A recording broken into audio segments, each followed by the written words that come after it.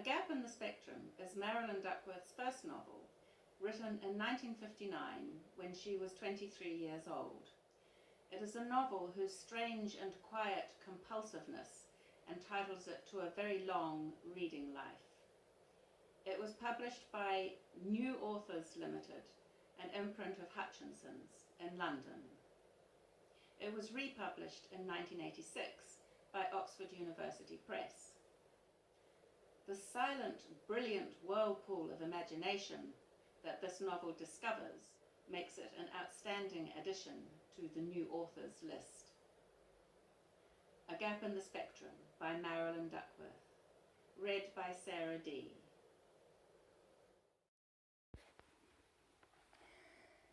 Chapter 5. I was wakened next morning by an insistent tapping on my door and stumbled out of bed to turn the key.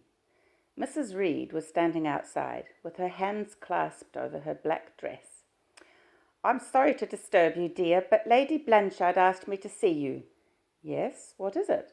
A sudden apprehension woke me up completely.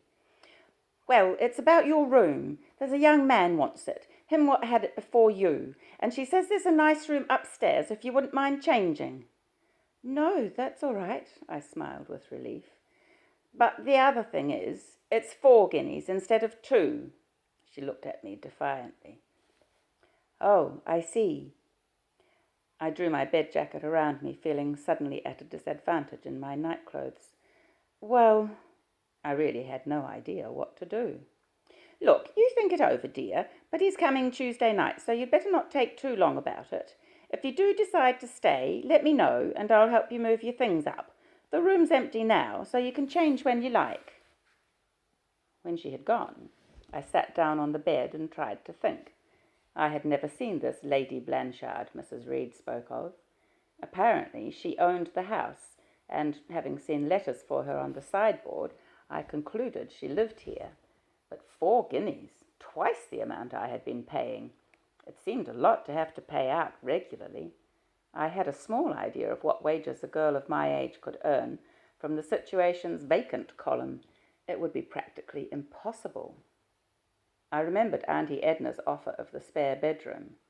I had gathered that the Dunnings lived quite close to the young man I had met last night. That would be nice anyway. I supposed I could write to the address on Auntie Edna's letter.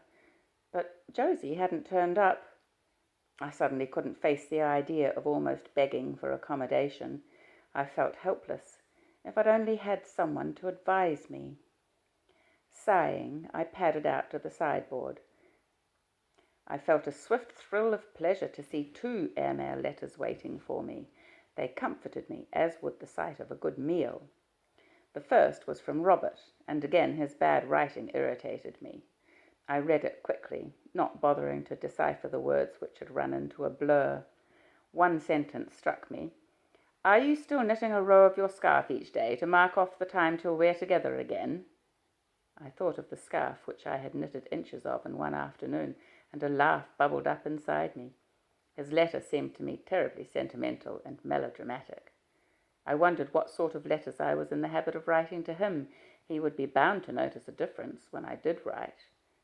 The idea that I would have to do so soon worried me slightly, but somehow I couldn't take it seriously. My mother's letter was also written in a rather hurried, careless style, and tiny, almost illegible postscripts were scrawled around the sides when she had run out of space.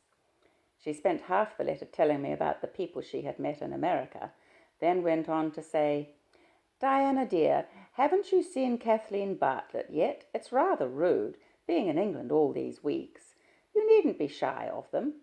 You'll get on well with Kathleen, although Maureen's got rather older than her age since Mr. Bartlett died. I didn't see Stephen when I was there." I put the letter down and frowned. Almost certainly this was the family that the young man of last night belonged to. Stephen, yes.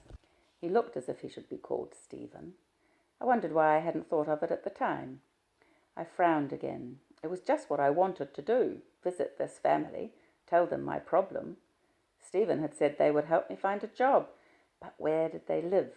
It was unlikely that I would run across Stephen again, I wanted to cry with frustration. All I could do was look for cheap board in the newspaper. It was while I was looking at the Daily Mail that I suddenly remembered seeing an address book in the desk. If only it would be there. It was. Number 21 Woodlands Way, Red Hill, Surrey. Giving a contented stretch, I began to dress quickly. I would go immediately and take a chance on their being home. Apprehensive excitement added speed to my movements. There was a familiar sensation by now. Back home I had rarely, if ever, felt very disturbed by anything, presumably because nothing exciting had ever happened to me. For the first time it occurred to me that my life, in fact all life in Meckhold, had been very dull. I had no idea of how to get to Red Hill, or of how far away it was, but at the ticket office at Victoria Station I was sold a return ticket for only a few shillings and directed to the right platform. The train seemed extremely dirty to me, and I noticed that the girl sitting opposite me had specks of soot in her makeup. She wore mittens and knitted furiously, the tips of her fingers protruding discoloured and defenceless. What would she think, I wondered, if I were to tell her my story? I was feeling recklessly happy and relaxed with the rhythm of the engine as we pulled out of the station. Stephen would be surprised to see me again so soon.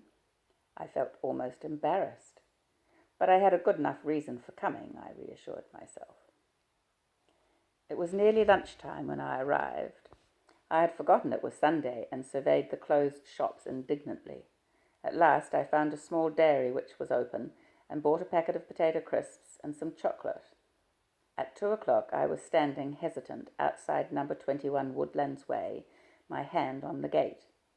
The street was empty and the small semi-detached houses had a withdrawn look. Straightening my scarf, I followed a crack in the concrete path up to the red brick porch.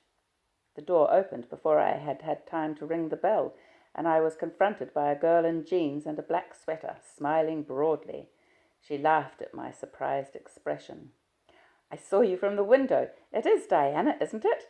"Yes, Stephen said he ran into you yesterday. You haven't changed, you know, hardly at all. Have I?" "Well, no, just older looking." "Well, thank you. It's one of my first ambitions, to be sophisticated. Jim says I never will. Jim's my old faithful. He thinks he's known me long enough to be insulting. Maureen!" A rather severe-looking girl appeared at the head of the stairs, holding a bottle of ink in her hand. "It's Diana. Hasn't she not changed? Oh," in disgust, "you're not still working?" "No, I was writing a letter. It can wait. How are you, Diana?" "Very well, thank you." Her manner made me feel suddenly shy. "What do you think of England now that you're back?" she asked, as we followed Kathleen into the living room. "It's changed a lot, of course." I felt around for sure ground. "Yes, they've cut down the woods at the top of the road and put up council houses. Isn't it sickening?" Kathleen broke in. "Of course, there's always the common. You liked the common, didn't you?" "Oh, yes." "Give me your coat. I'll put it in the bedroom." Kathleen turned to me as her sister left the room. "Stephen will be sorry he missed you. He's staying the night over at Hawley. What do you think of our Stephen, anyway?" "Why, Kathleen rushed on. "He's terribly irresponsible. I mean about a job and things. It worries Maureen awfully. She worries about both of us." "What does he do?" I pursued. "Stephen?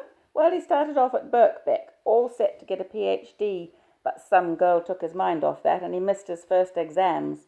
So then he branched out in agriculture, of all things, but he soon got bored with that, and now he's teaching at Salford School, Standard 2. Talk about hurry on down. Have you read that book? John Wayne. Haven't you? But you read an awful lot, don't you? Or used to?" "Yes, but I don't belong to the library at the moment. I've been waiting to see where I'd get a job." I said this rather hurriedly. "Are you looking for one? What sort of job? I worked last holidays. There's an agency at Reigate." "Stephen said Maureen knew a friend who had an agency." "Yes, that's the one. Maureen will tell you where to go. She loves doing little maps." "I what?" Maureen came back with a laden tray. "You love doing little maps. Dinah wants to know how to get to that agency. You know, Doreen's." "Oh, yes, you're looking for a job," Maureen nodded. "Did you want one near here, then? Stephen said you had a good place to live in London." "Well, that's just the trouble. I've just been told that the man who had my room before me is coming back. Then perhaps a live-in job would be the thing? We'd love to have you here, but we've only the 2 bedrooms now. Stephen turned the 3rd one into a dark room. Yes, I wouldn't mind a live-in job at all, I said hurriedly. Are they easy to get? Oh, yes, they're the easiest, Kathleen broke in. Of course, you don't earn as much, but you don't need to. You get your board, and that's the main thing. Perhaps you were trying to save for your trousseau, though? Well, I was, but Mummy's bought me quite a few things anyway. I hoped this didn't sound as if I had been spoiled. Perhaps I had. I half smiled to myself. Oh, in America, you mean? When are they coming to England, do you know? Maureen asked. Well, she was rather vague in her last letter, I said, hoping this didn't sound too feeble. I added, I don't think it'll be long now, though. What sort of work did you do in the holidays? I asked Kathleen later on. Oh, on a farm. That was summer, of course. It was wonderful. Oh, yes, you love horses, don't you? I surprised myself by saying. Kathleen gave a deep sigh. Remember old Pip? I had to give him up when we moved here. I cried and cried. That was the day I was confirmed, and everyone thought I was terribly moved by the service. She giggled. Oh, Kath, you are awful. Maureen thrust a plate of biscuits towards me. Look, you will stay on for dinner, won't you, Diana? It seems a shame to rush all that way back to London. Well, yes, thank you very much. Oh, good. Kathleen sprang up. Then you'll have time to see my sketches. I've nearly papered the walls with them. We'll leave Maureen to write her letter. Call us when you want some help with dinner, she added over her shoulder to her sister. This is our bedroom. Kathleen pushed open the door at the top of the stairs. It's dreadful sleeping with Maureen. She doesn't snore, but she grates her teeth, and she gets mad if I put on the light in the night to write down an idea I've had for a sketch or something. I'm just dying for her to get married. She glanced at me, and I laughed rather feebly. I think she's trying to get me off her hands first, though. Of course, the house would go to rack and ruin with just Stephen and I. It's Uncle's house, really. He rents it to us for practically nothing, and that's not exaggerating. You're engaged, though, aren't you? Tell me all about him. I felt a sudden urge to confide in her, to pour out intimate secrets and see how she would revel in them. Unfortunately, I could think of very little to say. Well, he's dark, not very tall, not very handsome, I began, but I think he's interesting. Oh, he must be, if he's not handsome. And he's rather irresponsible, like Stephen, I suppose. Oh, I'm so glad. That's just what Jim isn't. She looked rueful. He's terribly reliable. And another thing, he thinks my paintings are queer. I tried to look shocked. I had been surreptitiously studying the daubed sheets of paper pinned to the walls and thinking them decidedly odd. Kathleen had noticed my gaze. Of course, they're supposed to be queer, but in a certain way. I think I've got the right kind of queerness, and most of them anyway. They're not too queer to understand. You do think he sounds horrid, don't you? Well, I'd like to meet him first, I laughed. I was still fascinated by the paintings. They were done in startling watercolours, and she seemed very fond of that new colour, red. I pointed this out. Oh, yes, once I painted a whole picture in different shades of red. Even Stephen liked it. He said it was so horrible you couldn't help liking it. I think he gave it to his girlfriend to symbolize his feelings for her or something. Of course, that was ages ago, before I went to art school. Do you really like art school? I asked her. Oh, it's heaven. One of the masters is awfully nice. She paused dreamily. Do you know what he said once? He said I should get drunk. It would do my inhibitions good. So you've got some? I couldn't help saying. I was beginning to feel curiously at home. Oh, I've got a simply dreadful lot. They think I'm such a prude at school, but I'm looking forward to getting rid of them. I don't like drink, though, except champagne, and no one ever buys me champagne. I think I'd paint a wonderful picture when I was drunk. I have such lovely ideas when I'm asleep, but when I wake up and try to do something about it, it goes all fishy. I found myself laughing quite naturally.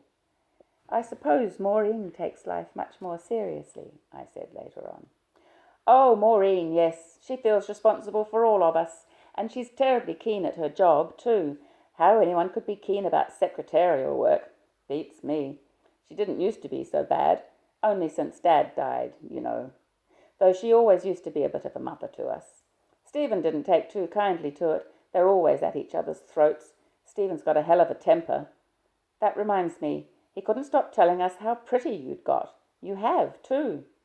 I was beginning to blush when Maureen's voice came up the stairs. Okay, you can do the spuds now, Kathleen. It's my turn to talk to Diana. We went downstairs.